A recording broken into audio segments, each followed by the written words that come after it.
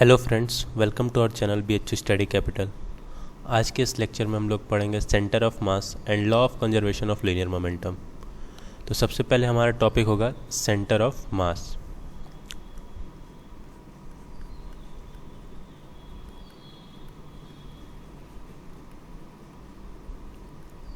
Centre of mass क्या होता है? सेंटर ऑफ मास वो पॉइंट होता है जिस पे सारा मास कॉन्सेंट्रेटेड होता है, या हम लोग एज्यूम करते हैं कि वो कॉन्सेंट्रेटेड होता है सारा मास। जैसे कि मान लीजिए आप ये डिस्क देख रहे हैं, ये डिस्क है, इसको अब आप पास से देख रहे हैं तो ये एक डिस्क जैसा लग रहा है, लेकिन आप जितना दूर जाते जाएंगे तो ये एक पॉइंट ऑब्जेक्ट की तरह दिखना शुरू हो जाएगा। और वो पॉइंट कहाँ होगा? वो पॉइंट लगभग उसके सेंटर पे होगा। तो हम लोग बोल सकते हैं कि इसका सेंटर ऑफ मास यहाँ पर है। तो हम लोग ये एज्यूम कर रहे हैं कि जैसे जैसे दूर जा रहे हैं तो उसका मास वहाँ पर कॉन्सेंट्रेटेड रह रहा है, तो उसी को सेंटर ऑफ मास कहते हैं।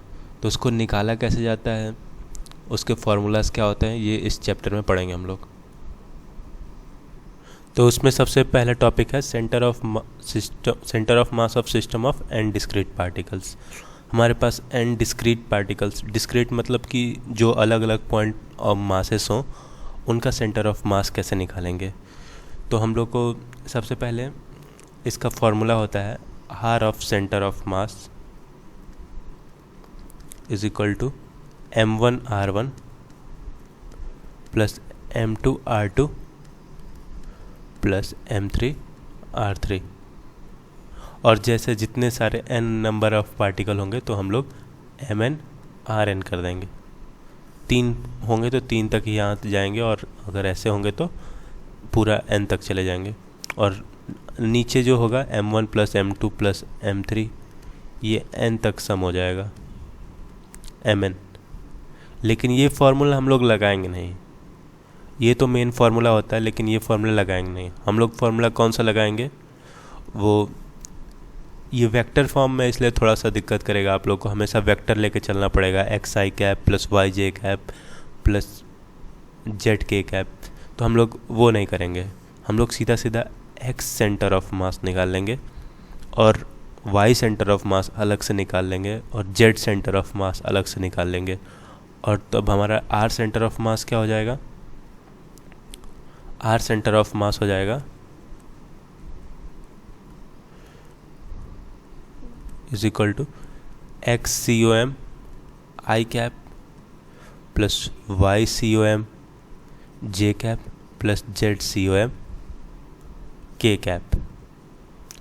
तो हमारा ये मकसद है कि हम लोग X अलग से निकाल लेंगे, Y अलग से और Z अलग से।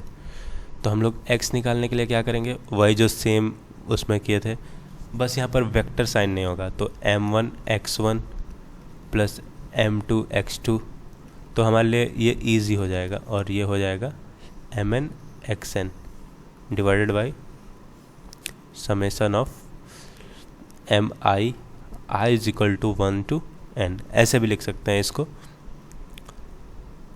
और वही सेम YCOM के लिए सेम हो जाएगा, बस यहाँ पे x1 की जगह y1 आ जाएगा, और ZCOM के लिए भी सेम हो जाएगा। और इसको दूसरे लैंग्वेज में ऐसे भी लिख सकते हैं, summation i is equal to 1 to n m1 y1 divided by summation i is equal to 1 to n yi mi yi और n mi। और सेम वैसे भी जेड सेंटर ऑफ मास लिख लेंगे। अब हमें सेंटर ऑफ मास निकालना है एक कॉन्टिन्यूअस डिस्ट्रीब्यूशन का। कॉन्टिन्यूअस डिस्ट्रीब्यूशन कैसा होता है, जैसे कि आप मान लीजिए जो भी एरिया पे बटा हुआ मास हो या लेंथ पे मास बटा हो, तो ऐसे मासेस कौन कौन से होते हैं, जैसे कि एक रॉड ले लीजिए, एक डिस्क ले लीजिए, एक रिंग का, एक स्फीयर का, ये वॉल्यूम पे बटा हुआ है।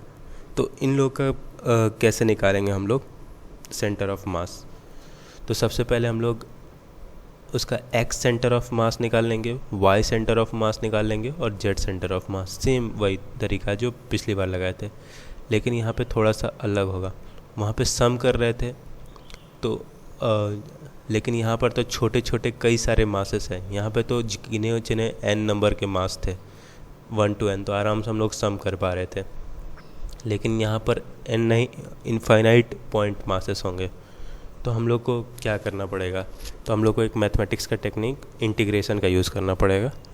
तो ये एक्स डी एम, ये ऊपर का पोर्शन को लिख लेंगे और इंटीग्रेशन ऑफ डी एम नीचे के पोर्शन का। तो ये एक्स सेंटर ऑफ मास, वैसे ही वाई सेंटर ऑफ मास निकालने के लिए Y D M divided by D M का इंटीग्रेशन, और same Z centre of mass निकालने के लिए जेड डी एम।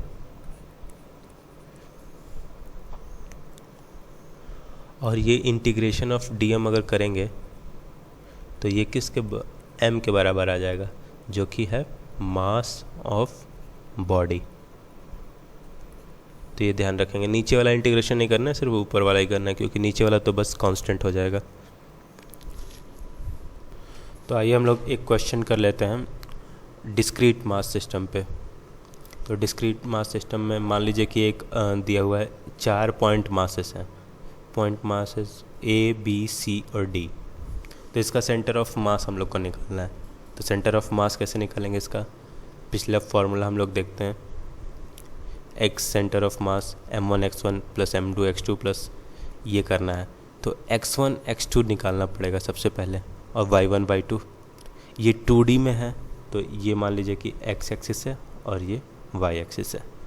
तो हमारा a का कोऑर्डिनेट क्या हो जाएगा, a का ओरिजिन लेट कर सकते हैं हम लोग, तो 0,0 हो जाएगा। b का कोऑर्डिनेट क्या होगा, b का कोऑर्डिनेट 1,0 हो जाएगा। c का कोऑर्डिनेट क्या होगा, यहाँ पर a डिस्टेंस ऊपर भी बढ़ रहा है तो a, हो जाएगा। और d का कोऑर्डिनेट यहाँ पे x एक्सिस में कुछ भी नहीं बढ़ रहे हैं, लेकिन y एक्सिस में a बढ़ रहे हैं, तो 0, हो जाएगा। तो इस ऑब्जेक्ट का x1 0 हो गया, y1 ये 0 हो गया, ये x1 ये x2 और ये y2 हो गया, ये x3 और ये y3 हो गया, और ये x4 और ये y4 हो गया। तो हम लोग फॉर्मूला लगा के देखते हैं क्या होगा। तो हम लोग को XCOM निकालना है। तो पहले mass of 1 into x1 m into 0 plus 2m into a plus 3m into a, 3m हो जाएगा, plus 4m into 0 divided by total mass. तो टोटल 4373 10 हो जाएगा, 10m हो गया। ये ऊपर का सम 3 to 5 आएगा, 5/10 ma, तो 5 ma बाई 10m, तो ये हो जाएगा a/2। अब वैसे ही YCOM निकाल लेंगे। तो YCM हो जाएगा m into 0 plus 2m into 0 plus 3m into a और 4m इंटू a, तो 3ma हो जाएगा प्लस 4ma हो जाएगा डिवाइडेड बाई 10ma। तो ये आ जाएगा 7ma अपॉन 10ma, तो हो जाएगा 7/10a। तो अब हमारा सेंटर ऑफ मास क्या हो गया, RCOM हो जाएगा XCOM I कैप, तो a/2 I cap plus 7/10a J cap. ये हमारा एक्स सेंटर ऑफ मास, मतलब कि इसका सेंटर ऑफ मास a/2 दूरी पर यहाँ पर होगा, a/2 एक्स एक्सिस पे, और y एक्सिस पे कहाँ होगा 0.7, मतलब कि लगभग यहाँ पर। तो ये इन दोनों को मिलाएंगे तो ये जो यहाँ पे कट करेंगे वो असली सेंटर ऑफ मास है। तो वो कौन सा पॉइंट हुआ, ये पॉइंट हुआ, ये हमारा सेंटर ऑफ मास है। ठीक है। तो अब हम लोग को निकालना है कि सेंटर ऑफ मास, कुछ कॉमन जो शेप्स होते हैं उनका निकालना है। तो centre of mass of some common shapes, जो एग्ज़ाम में डायरेक्टली पूछे जाते हैं।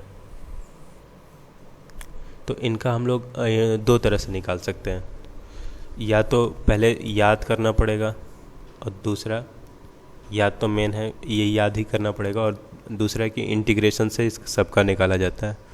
तो मैं इंटीग्रेशन करके निकलवाऊंगा नहीं, लेकिन मैं बता दूंगा कि कैसे इंटीग्रेशन होगा। तो अब हम लोग पहला देखते हैं इसमें COM। मैं सीधा स्ट्रेट रॉड,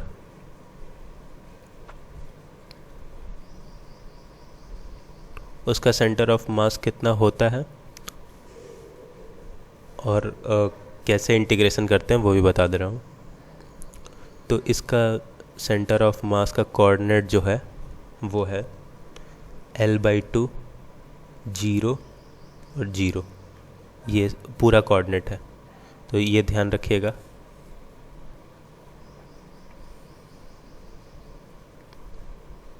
मतलब कि x एक्सिस में L/2 और रॉड कैसे रखा हो, ऐसे नहीं कि कैसे भी रख दिया। ये है मान लीजिए y एक्सिस और ये x एक्सिस की तरफ रॉड रखा है।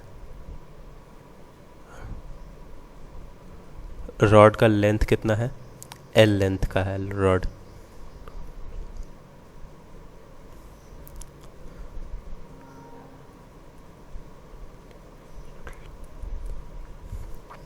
तो हम लोग इसका इंटीग्रेशन कैसे करेंगे, तो हम लोग मानेंगे कि dx दूरी पे, मतलब ये dx लेंथ का एक पार्ट ले लेंगे और वो कितना दूरी पर होगा, वो x दूरी पर होगा और dx लेंथ होगा। तो इसका अब हम लोग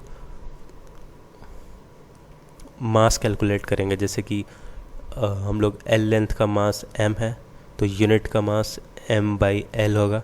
तो dx लेंथ का मास कितना होगा, m/l इंटू dx, और उसका कोऑर्डिनेट कितना है, x है, तो इसको dm कहेंगे। तो dm is equal to m/l into dx हो गया। तो हम लोग का x COM कितना आ जाएगा, ये x और dm का मल्टीप्लिकेशन m/l इंटू dx और डिवाइडेड बाय मास। तो m से m कट जाएगा, तो ये हो जाएगा x dx इंटीग्रेशन, और x का लिमिट कहाँ से है, 0 to l हो जाएगा, 0 to l और डिवाइड 1/l, ये बाहर आ जाएगा क्योंकि कांस्टेंट है। तो ऐसे ऐसे सबका करेंगे। मेनली हम लोग को करना नहीं है, बस मैं आपको बता दूंगा कि कैसे उसका dx एलिमेंट लेना है और कैसे आप लोग मास, यही सेम स्टेप सब में करना है। तो हम लोग को मेनली याद सेंटर ऑफ मास का कोऑर्डिनेट करना है। तो अब दूसरा आप देखते हैं, दूसरा है सेमी सर्कुलर वायर।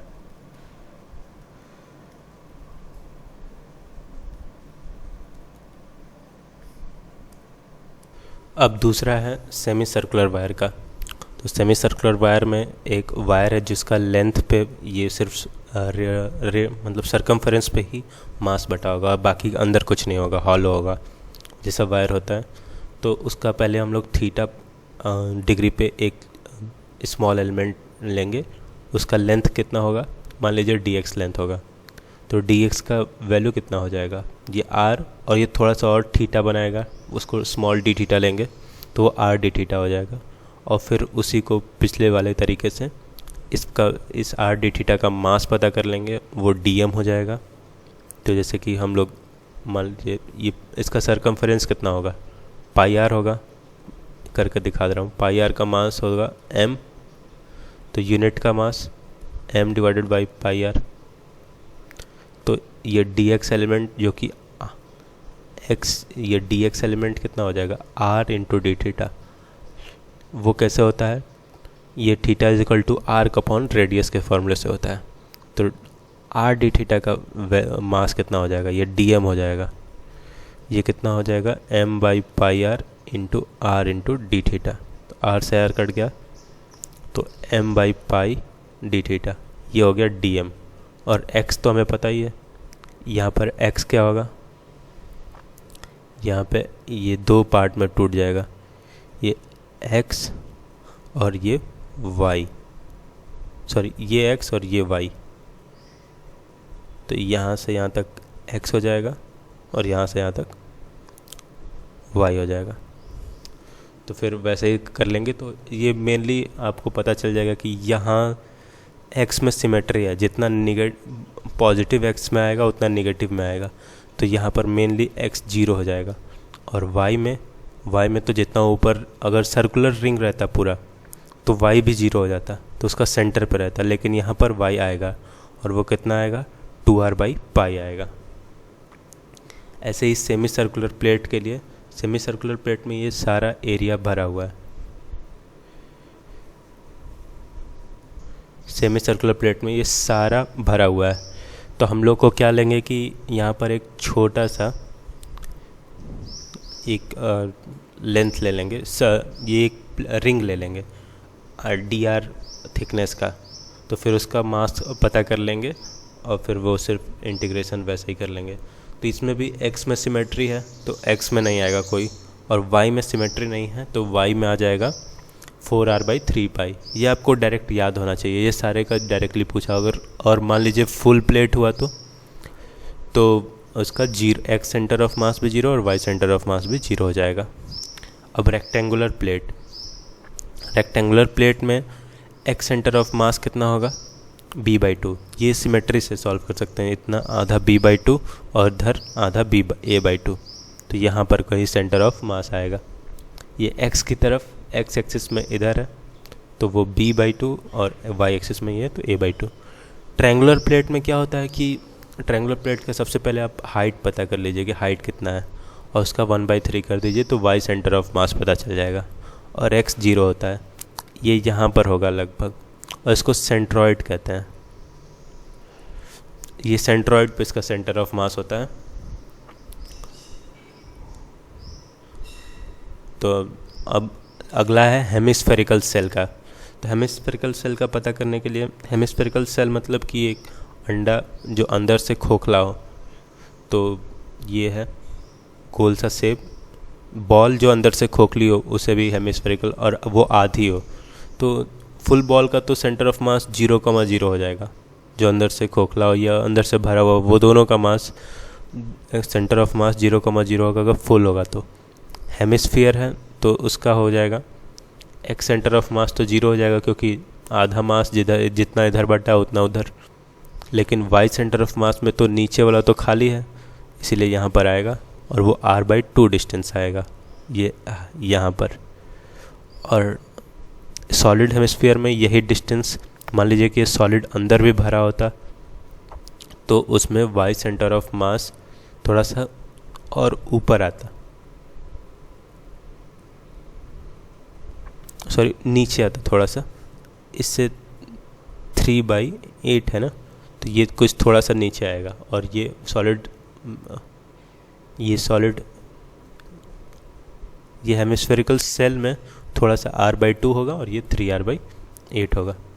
वैसे सॉलिड कोन आप जानते हैं ऐसा शेप का होता है, उसमें उसका x सेंटर ऑफ मास दोनों तरफ सिमेट्री है, जितना इधर है इतना उधर भी है तो वो 0 हो जाएगा। y centre of mass height पे होगा कुछ और h/4। हॉलो कोन में यही होता है और h/3 हो जाता है। और हाँ, ये कोन का जो जो भी मैं बताया हूँ जिस शेप का, ये शेप का ये नीचे सर्कल से ही ये ऊपर डिस्टेंस होगा। मान लीजिए कि ये क्वेश्चन पूछ दिया कि इसको उल्टा कर दिया, ये उल्टा कर दिया, मान लीजिए ऐसे कर दिया,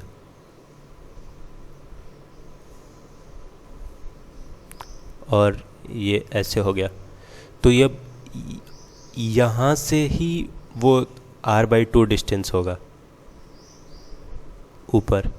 लेकिन हमें तो हमारा जो क्वेश्चन में दिया होगा वो ऐसे एक्सिस दी होगी, ये एक्सिस दी होगी, तो हमें यहाँ से बताना होगा लेंथ। तो पहले आपको मेनली यहाँ से ये r डिस्टेंस होगा, तो r में से r/2, तो ये हेमिस्फेयर के लिए तो सेम आ जाएगा उल्टा अगर शेप हुआ तो। लेकिन ये सॉलिड हेमिस्फेयर के लिए उल्टा आ जाएगा, मतलब थोड़ा सा अलग आएगा। इसमें से r में से 3r/8 घटेगा तो 5r/8 आ जाएगा। अगर उल्टा शेप में दिया हो, नीचे से हमारे यहाँ ओरिजिन से निकालना होता है हमेशा, इसीलिए हम लोग को उसको सबट्रैक्ट कर देंगे। ऐसा सेम केस सॉलिड कोन में भी होगा। मान लीजिए कि सॉलिड कोन को उल्टा कर दिया,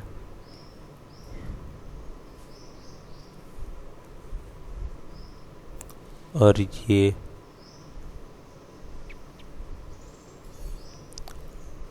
सॉलिड कोन है, तो हमारा मुझे पता है कि यहाँ से ये h डिस्टेंस बाई 4 होगा और उसका हाइट h है, हाइट तो कोन का h है। अब मुझे एक्सिस दे दिया हुआ है, ये हमारा x एक्सिस है,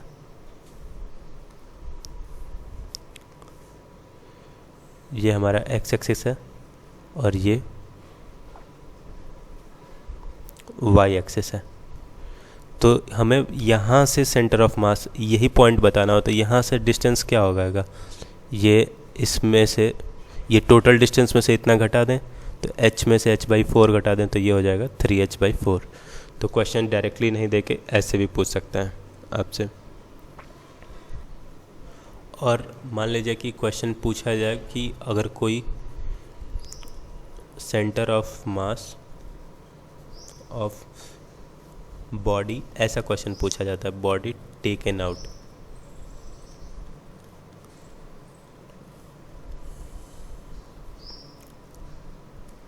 मान लीजिए कि एक सर्कल है, डिस्क है, उसके अंदर एक और डिस्क है,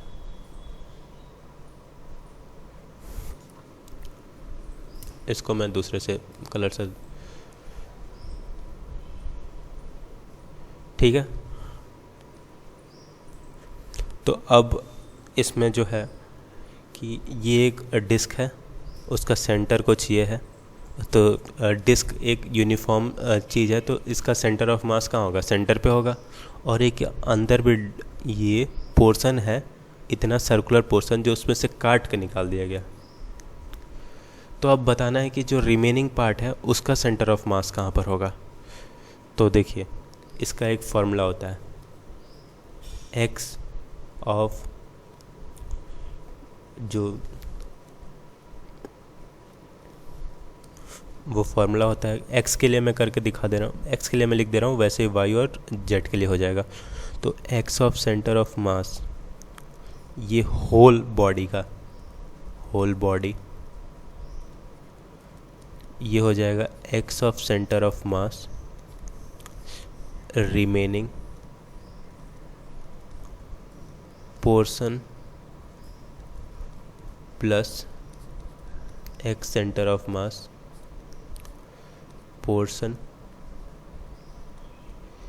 टेकन आउट। तो मुझे ये फाइंड करना है, तो ये फाइंड करना है, तो इसको इधर लेते जाऊंगा। तो X C O M remaining part को आर पी से लिख ले रहा हूँ, और X C O M whole body minus X C O M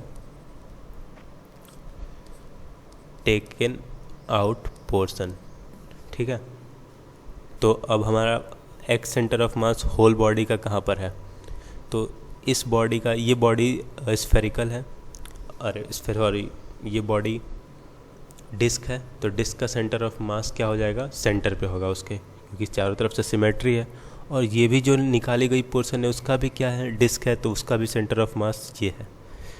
अब यहाँ से इसमें घटा देना है, तो हमें एक्स सेंटर ऑफ मास का फॉर्मूला क्या होता है, m1 x1 plus m2 x2 plus dot dot dot m1 plus m2 plus dot dot dot, ठीक है।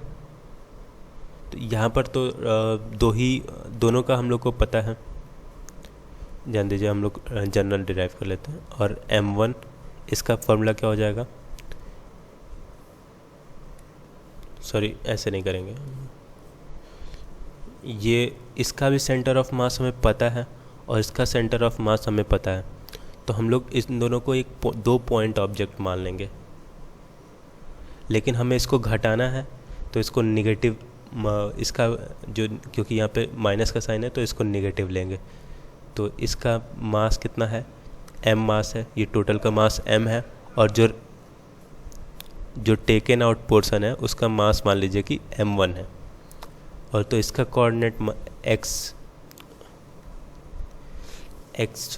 मान लीजिए, और इसका कोऑर्डिनेट मान लीजिए x1 है। तो हमारा फॉर्मूला जो निकल के आएगा वो आ जाएगा mx minus m1x1 divided by m minus small m। तो ये फॉर्मूला ध्यान रखिएगा, XCOM ऑफ रिमेनिंग पार्ट।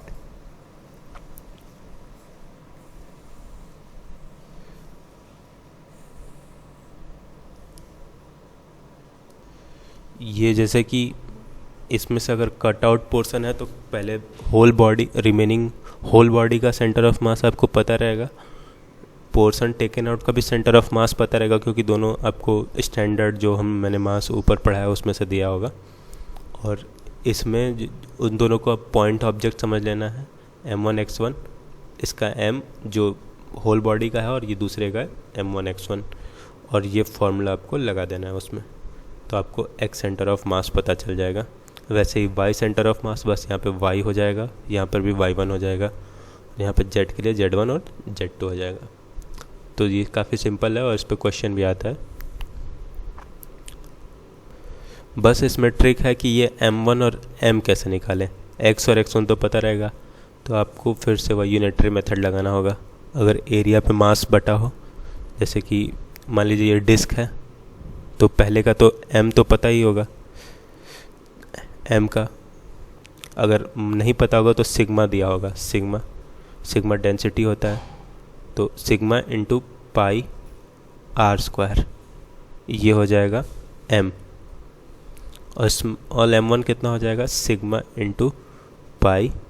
अब जो इसका रेडियस दिया होगा, इसका रेडियस मान लीजिए कि दिया हो r/2, कैपिटल R/2 मान लीजिए, कैपिटल R/2, तो इसका मास कितना हो जाएगा, सिग्मा r/2 का होल स्क्वायर, मतलब sigma pi R square by 2। तो ये दोनों मास में रिलेशन आ गया, तो फिर हम लोग इसमें फॉर्मूले में पुट कर देंगे, तो ऐसे सॉल्व कर लेंगे। तो अब हम लोग पढ़ेंगे motion of centre of mass. तो motion of centre of mass, पहले हम लोग को सेंटर ऑफ मास का वो पता है कि क्या होता है, RCOM इज इक्वल टू, तो इसका RCOM पता होता है, वो होता है m1r1 plus m2r2 plus m3r3 plus ऐसे ही mn/rn तक जाता है, और डिवाइडेड बाई m होता है, तो m मैं यहाँ पे मल्टीप्लाई कर ले रहा हूँ, m टोटल मास हो जाएगा। अब मैं इस इक्वेशन को डिफ्रेंशिएट कर दे रहा हूँ, और वो एक बार टाइम के रिस्पेक्ट में डिफ्रेंशिएट कर रहा हूँ, तो ये m तो कांस्टेंट है, डिफ्रेंशिएट सिर्फ RCOM होगा, तो इसका क्या हो जाएगा, m VCOM, सेंटर ऑफ मास का वेलोसिटी, ये किसके बराबर होगा, individual V1 plus m2 V2 plus m3 V3,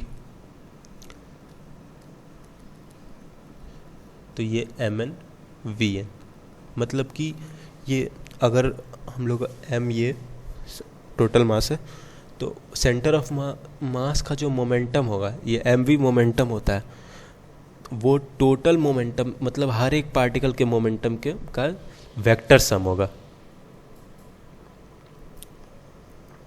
फिर मान लीजिए एक और बार डिफ्रेंशिएट कर देते हैं, तो ये हो जाएगा m ACOM, एक्सेलरेशन हो जाएगा, डिफ्रेंशिएशन ऑफ वेलोसिटी एक्सेलरेशन होता है, तो m1 A1 plus m2 A2 plus mn AN, ये हो जाता है ये सारा। तो ये ma क्या होता है, ये तो फोर्स होता है, तो ये फोर्स 1 फोर्स 2 फोर्स 2 सारे पार्टिकल पर जितना फोर्स लगेगा उसका ये सम है, वेक्टर सम है। और इसको क्या कहते हैं, ये फोर्स एक्सटर्नल और इंटरनल दोनों का सम होगा। एक्सटर्नल प्लस फोर्स इंटरनल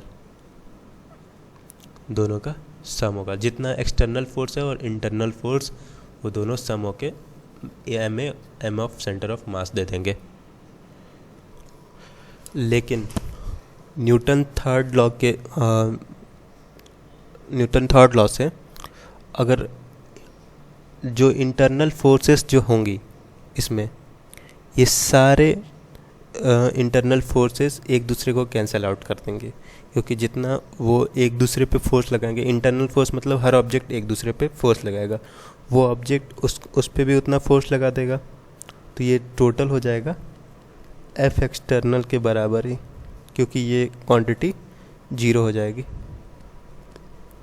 तो ये टोटल एफ एक्सटर्नल के बराबर ही हो जाएगा। ठीक है, तो अब हम लोग देखते हैं कि 2 केसेस बनेंगे अगर एफ एक्सटर्नल 0 हो जाएगा तो। अब मान लीजिए फोर्स एक्सटर्नल 0 हो गया, तो पहला, अगर सेंटर ऑफ मास रेस्ट पे है, तो सेंटर ऑफ मास अगर मान लीजिए रेस्ट पर था तो वो हमेशा रेस्ट पर ही रहेगा, रेस्ट पर ही रहेगा। इसका मतलब कि वेलोसिटी ऑफ सेंटर ऑफ मास भी 0 हो जाएगा। तो ये कभी कभी यूज़, मतलब अगर पहले से रेस्ट में था तो, अब मान लीजिए पहले से रेस्ट में नहीं था, दूसरा कंडीशन कि सेंटर ऑफ मास रेस्ट में नहीं है और सेंटर ऑफ मास अगर कांस्टेंट वेलोसिटी से मूव कर रहा है,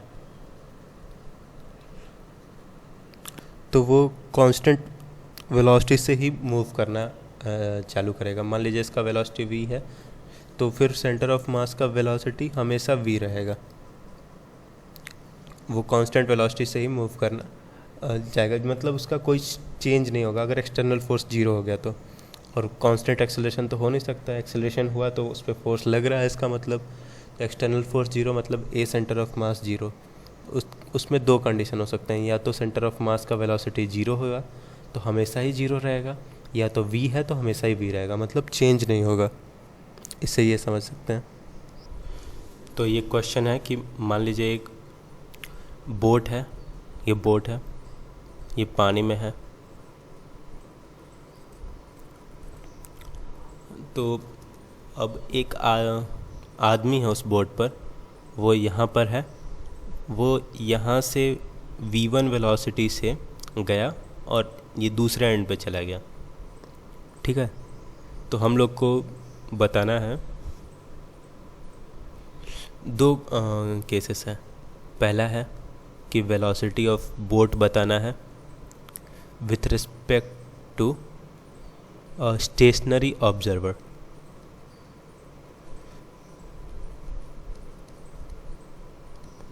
और दूसरा बताना है कि velocity of boat with respect to walking man. दूसरा, velocity of boat with respect to walking man. ये दोनों कंडीशंस पे क्वेश्चन पूछे जाते हैं। तो सबसे पहले या तो आपको ग्राउंड से या स्टेशनरी ऑब्जर्वर, मतलब कि एक आदमी बैठा है जो इस बोट पे नहीं है, इस सिस्टम पे नहीं है, यहाँ पे बैठा है और वो देख रहा है, क्योंकि उसके लिए सब चीज़ मोशन में हो रही है। ये वैसा ही केस है जैसे लिफ्ट वाला, लिफ्ट में बैठा रहता था उसके लिए अलग मोशन होता था और जो बाहर बैठा है उसके लिए अलग मोशन होगा, इससे देखेगा तो हम लोग पहले स्टेशनरी ऑब्जर्वर वाला कहते हैं। तो स्टेशनरी ऑब्जर्वर के लिए वो देख रहा होगा कि मान लीजिए कि ये v1 वेलोसिटी से जा रहा है और बोट भी कुछ वेलोसिटी से जा रही होगी और वो होगी v2 वेलोसिटी। और हाँ, ये v1 की वैल्यू दे रखी होगी, तो ये m1 दे रखा है 50 किलोग्राम, m2 दे रखा है 300 किलोग्राम और ये v1 दे रखा है 2 मीटर पर सेकेंड। ठीक है, अब हमें v2 फाइंड करना है। तो हाँ, ये ऑब्जर्वर है, मैं क्या कह रहा था, ये ऑब्जर्वर है, यहाँ से देख रहा है इस मैन को 2 मीटर पर सेकंड से आगे बढ़ रहा है, और ये बोट भी कुछ v2 वेलोसिटी से बढ़ रही होगी।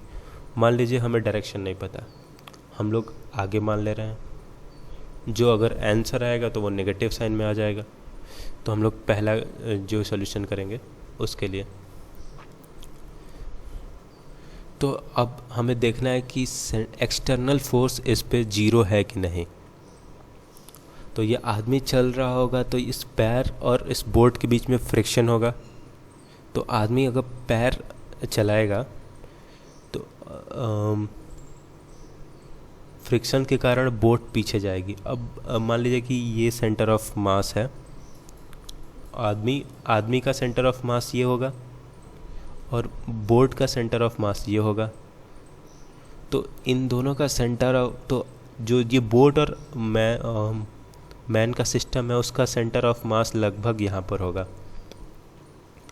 और इस पे एक्सटर्नल फोर्स जीरो लग रहा है। मतलब कि ये सिर्फ जो फ्रिक्शन फोर्स है वो तो इंटरनल है, जितना मैन बोट पे लगा रहा है बोट मैन पर भी तो उतना ही फोर्स लगा रहा है, इसलिए ये एफ एक्सटर्नल यहाँ से हमें पता चल गया कि जीरो है। एफ एक्सटर्नल जीरो हो गया। तो एफ एक्सटर्नल जीरो हो गया। तो हम लोग 2 केसेस पढ़े थे।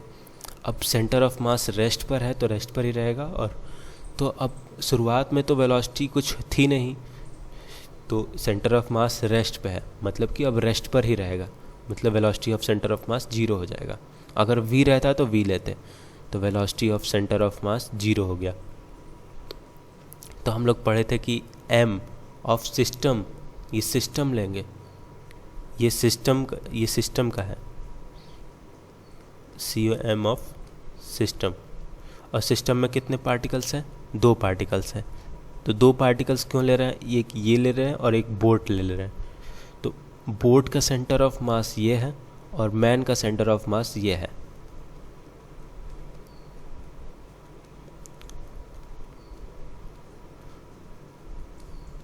दो पार्टिकल्स, इसमें तो बोट में तो हजारों लाखों पार्टिकल्स होंगे और मैन भी हजारों लाखों पार्टिकल्स से बना होगा, लेकिन उतना करेंगे तो हम लोग को दिक्कत हो जाएगा, मतलब इंटीग्रेशन करना पड़ेगा। तो हमें तो सेंटर ऑफ मास का कॉन्सेप्ट पता है, तो हम लोग बोट को एक पॉइंट ऑब्जेक्ट मान लें और मैन को भी एक पॉइंट ऑब्जेक्ट मान लें, और उन दोनों का से एक सेंटर ऑफ सिस्टम बना लें।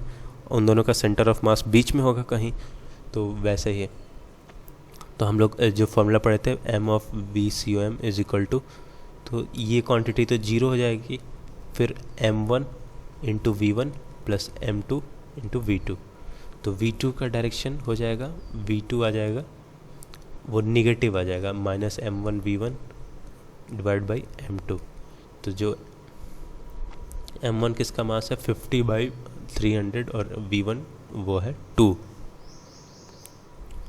तो 50 इंटू 2 डिवाइड बाई 300, ये माइनस साइन के साथ, तो ये 100 हो जाएगा। तो 1/3 माइनस 1/3 मीटर पर सेकंड। इसका मतलब कि हम जो डायरेक्शन माने थे V2 की वो गलत है, वो इस डायरेक्शन में नहीं होगी। तभी तो हम लोग सिंपली सम कर दे रहे थे, लेकिन V2 की डायरेक्शन इधर होगी और वो होगी, और उसका मैग्नीट्यूड होगा 1/3 मीटर पर सेकंड। अब दूसरा केस है कि अब हम लोग को velocity of boat with respect to man बताना है। तो हम लोग एक फॉर्मूला पढ़े थे, velocity of boat with respect to ground minus velocity of man with respect to ground. ये हमारा निकल जाएगा वेलोसिटी ऑफ, तो बोट का ग्राउंड के रिस्पेक्ट में वेलोसिटी कितना है, ये है -1/3, और उसमें से हम लोग को मैन का घटाना है तो 2, तो इसका आ जाएगा -7/3 मीटर पर सेकंड। मतलब बोट के रिस्पेक्ट में वेलोसिटी माइनस क्यों आ रहा है, क्योंकि हम लोग इधर की तरफ वेलोसिटी माने थे, लेकिन हम लोग का एक्चुअल जो वेलोसिटी है वो इस डायरेक्शन में आ रहा है। ठीक है, तो आज के लिए इतना ही। अब अगले लेक्चर में हम लोग मोमेंटम और कोलिजन के बारे में पढ़ेंगे। तब तक के लिए धन्यवाद।